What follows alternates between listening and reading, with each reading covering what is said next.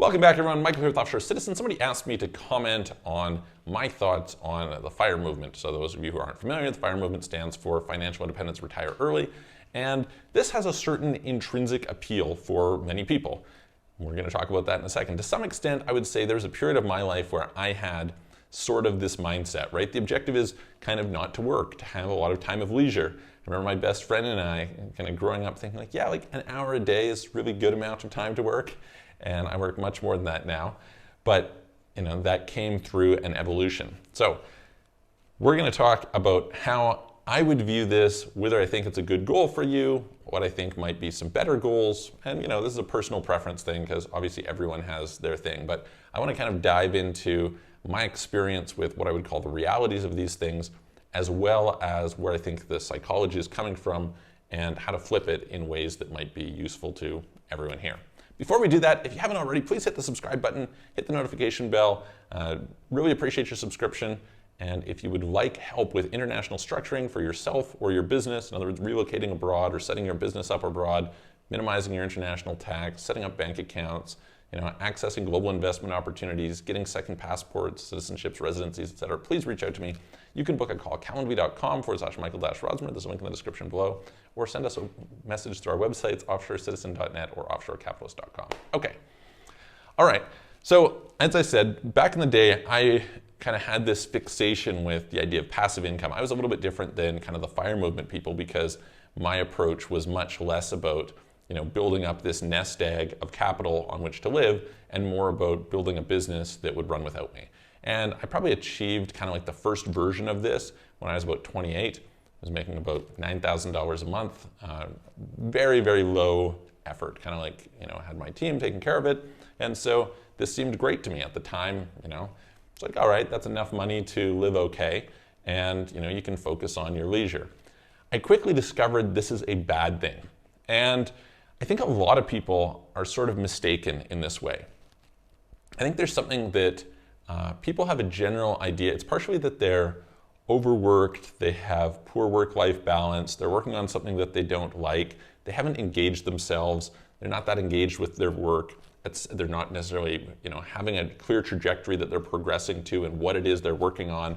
And the consequence of that is they say, I wish I could just live on the beach. It'd be so great to go and relax. And there's this common misconception, it's just like a basic psychological flaw we have, where we tend to believe if a little of something is good, a lot of it is better.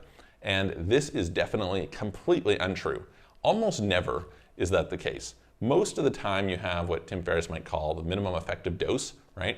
And so you think about vacation time as an example. It's like, I don't know, maybe like 2 months a year is an effective dose after which your range starts to decrease, right?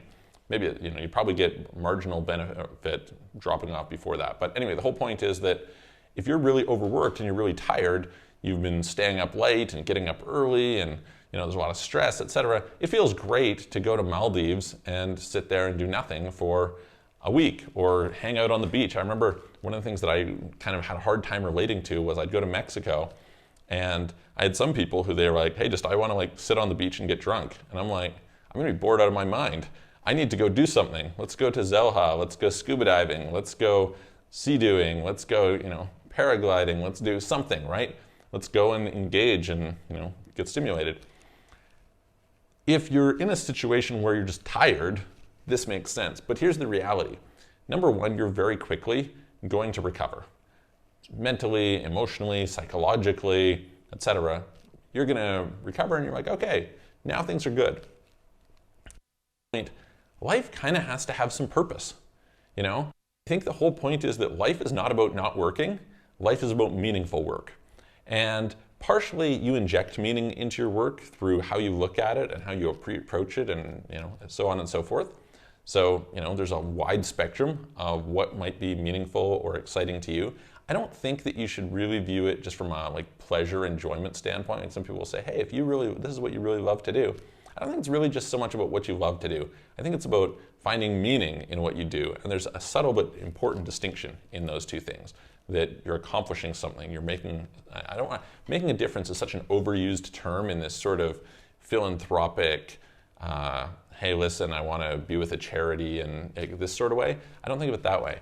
I think of it more like what you're doing, like things are different because of what you're doing. That's, I guess, kind of the most basic concept. And you can see the consequences of your actions, which is probably hard to do most of the time if you're a cashier at a grocery store or something. I don't know, I've never worked in that position, but I think there's lots of ways to do that. One time I worked at a hotel for a few months, and I would do all kinds of fun things. You know, I'd wear these crazy hats in, and I'd write weird messages on the boards for the housekeeping staff. And it was just stuff to like have fun, right? It's not, you know, I'd be like, beware of sharks, you know, and they're like, beware of sharks. What the heck's going on here?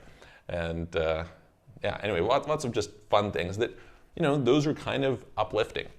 So I don't think that sitting around is a good thing. I don't think that it's good for you psychologically, emotionally. I don't think it's good for the world. I don't think it's good for your pocketbook.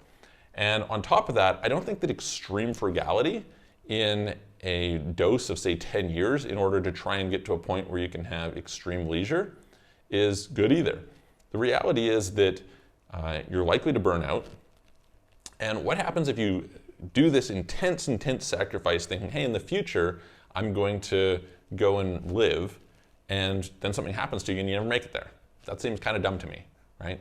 Warren Buffett had some comment about, you know, at a certain point, trying to do this for the future is like trying to save sex for old age, right? And it doesn't make so much sense. So I would say, you know, why not spread it out over time? Why not work towards something that is more meaningful to you in the short term, and then leads to something more significant over the long term, right? And I don't think that has to be something super important. I think lots of people when they're young have some overwhelming thought that they need to think, oh, I have to like have a purpose. What's my purpose in life? What's my passion? It's like, you know what? You can and you probably will change a lot of times throughout your life. Don't worry about it. Go and do what is constructive today, and, you know, feel free to adjust. I say the same thing to people when we're talking about relocating, right?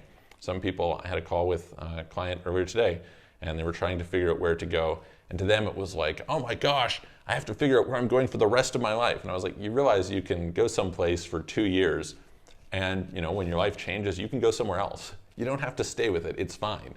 So in a similar way, I think you're far, far better off to pursue meaning in what you do and kind of like be building towards something than to kind of like compress your life down. Not to say that you can't enjoy that, right? Obviously you can, you know, have lots of enjoyment that costs very little, right? You can play board games with friends, you can go for a walk with a dog. There's lots of great things you can do that don't cost anything, right? But the whole point is you're kind of artificially forcing yourself into this thing. Next, I think there's a mathematical problem with this that I'll maybe cover in a future video, but my concern is what you think it's going to cost you is based on today's expenses. And who said today's expenses are going to remain constant, right? You could easily end up in some situation where you have some massive increase in prices, some sort of huge inflationary event, right? Or something might happen to your savings that is catastrophic and brings it down. Imagine if you worked really, really hard for 10 years. You've like saved every penny, you lived super carefully, and you invested this money, and then you retired, right? And so for the next 12 years, you do nothing. You get to be 42. And all of a sudden, for whatever reason, something catastrophic happens. Maybe it happens to your stock portfolio. Maybe it happens to, you know, what's going on with just your cost of living, et cetera. And suddenly you have to go back to work. Well, here's the problem. You've been out of the workforce for 12 years. You're kind of useless. You know, that's probably an exaggeration, but, you know, you didn't remain sharpened and honed. So not only were you kind of not contributing to society, and you probably weren't that much contributing to your psychological welfare, et cetera, it's just kind of this attitude that I think is born of a imbalance in one direction, and you're trying to solve it with an imbalance in the other direction, and that's not really a very productive way to go. Finally, I think if you look at this, you can say, hey, listen, there's a better way to accomplish it in general, and that is focus on increasing your income. There's so many, like if you go to a financial planner, they're often about, oh, start saving early and investing and look at the compounding effect over time. It's like, look, if you're gonna save, you know, $100 a month, honestly, you're better off putting all that energy of savings into making yourself more valuable, you know, building your skill sets, building your relationships, building your reputation, developing assets, because you can 10, 20, 30, 50, 100x your income and just make all of the savings and all the compounding of that savings irrelevant quite simply over the course of 10 or 15 years. Like the effects of taking that, whatever it is, $100 a month and putting it in, and even if you're earning 10, heck, even if you're earning 20% a year interest, that's just not going to add up to that much compared to the compounding of yourself, your own value. And so I think it's just so much more valuable to say, forget about that, focus on making yourself valuable and building great relationships. And when you do that, that's going to have a much, much greater, first of all, your life is going to be richer. You're going to have probably more satisfaction, but also your capabilities. You don't have to go through the rest of your life budgeting, right? You can say, okay, great. I've achieved a level of success that I don't have to worry about if it costs a little bit more for food. I don't have to worry, like, who really wants to worry about, hey, listen, should I go to Starbucks or not? Who cares? Like, put yourself in a position that you don't have to worry about that you can say, hey, listen, I can afford it. You want to be able to say, hey, listen, I can go on a vacation and I can stay someplace nice. I can pay for business class tickets because I've created that for myself and I deserve it. Cool, awesome. I would rather live that way than this other way. Now, that's personal preference. Some people might disagree, and that's cool, but that would be my general impression. So I hope that helps.